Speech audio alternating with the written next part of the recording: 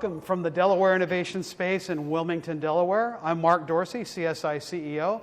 Delighted to be here with Marvin Kemp, CSI Board Chair and Principal with Design Collective. This is the first in a new series from CSI showcasing the work of our members, showcasing their projects, and talking about the importance of those projects to society.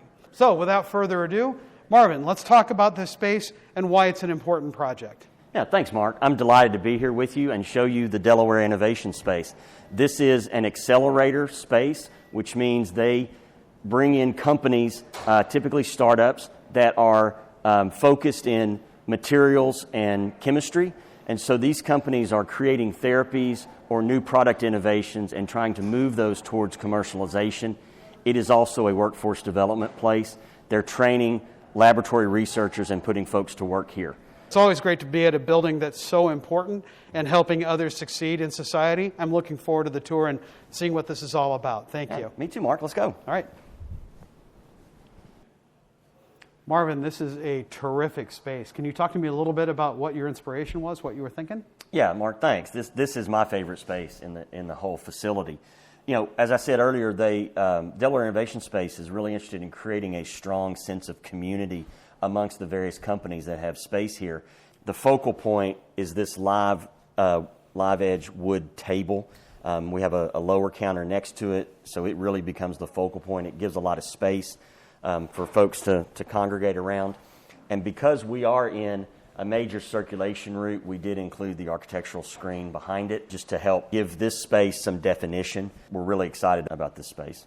So Marvin, we were just in this great community space that flows into this seminar room. Yeah. Tell us a bit about it, would you? Yeah, so this is a multi-purpose room. You can see the banquette seating here with the flat panel displays. We have some round seating here, literally to have lunch in here. We have some soft seating over here that you can use to have small meetings. Food and drinks are not allowed in labs. So anytime you want to eat your lunch or have a cup of coffee or something like that, you have to come out of your lab. And so this gives them, the companies that work here, multiple ways to use this space. And then the room is also subdividable with this movable panel. So literally this side could stay as a lunch room. Mm-hmm. They could set up the other side with more classroom style furniture to have a small seminar. So Marvin, this feels very similar to the open office concept that we used at the CSI offices. Tell me what's going on here. Yeah, so that's exactly what it is. It's an open concept. We took what had been a circulation zone along the glass, mm-hmm. and then a small enclosed office and enclosed workstation zone here that really blocked the beautiful natural light from getting to the labs. And we took out the small enclosed offices. We put in open workstations. One of the things about the companies that have space here at the Delaware Innovation Space is they are in a growth mode. Mm-hmm. They have a therapy or an innovation that they're trying to advance towards commercialization. And so rather than assign, this is your office, these are your workstations, this gives much more flexibility for these companies as they grow and as they bring on more people. It also gives a zone immediately outside of the lab where they can do their computational analysis, have a cup of coffee, eat lunch, whatever they want to do. So very cool about opening this up with the natural light, but frosted glass, why not see out? Yeah, well, that protects intellectual property. We also have these phone booths at the end. They also feature frosted glass, so you can go in there and take a private phone call, have things up on your screen, and nobody can see it. So great balance between needing some privacy, but still being able to have some open flow. Yeah, absolutely. That was critically important to our client here. So Marvin, this is where all of the magic happens. So what's the difference between this lab and the ones that were here before? So this lab is meant for startup companies. Mm-hmm. It's small. It's what we refer to as a single lab module. It's about 600 square feet. And so the original labs, and actually they still exist in other parts of the building, this chemical fume hood here, a double lab module had 4 of those. Mm-hmm. They exhaust significant amounts of air to mm-hmm. protect the user from the chemicals that are inside, so they use a lot of energy. So we got rid of all of those.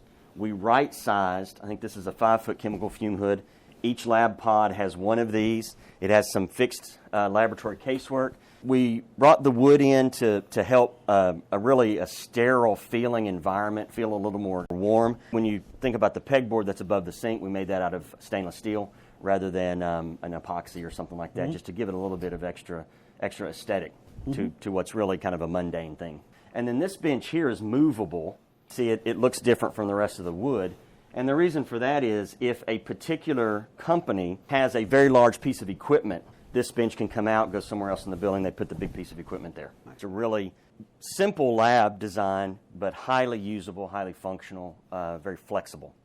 The companies that lease space here, there's a certain amount of instrumentation that maybe they don't have yet or they can't afford. And so DIS owns some of that instrumentation, and we keep it in this room, which is easily accessible to all of the labs, and the companies are welcome to use any of this that they need. So Mark, that's the project. What'd you think? This is a great space, Marvin, especially when you consider that this is about workforce development, creating new therapies, and things that really benefit the broader society. Yeah, we're really proud of this project for all those reasons and the beautiful aesthetics and the spaces that we were able to create.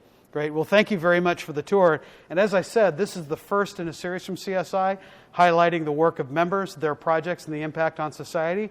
If you've got a project you'd like to see us highlight, please email us at marketing@csinet.org, and we'll absolutely take it into consideration. Thanks for joining us.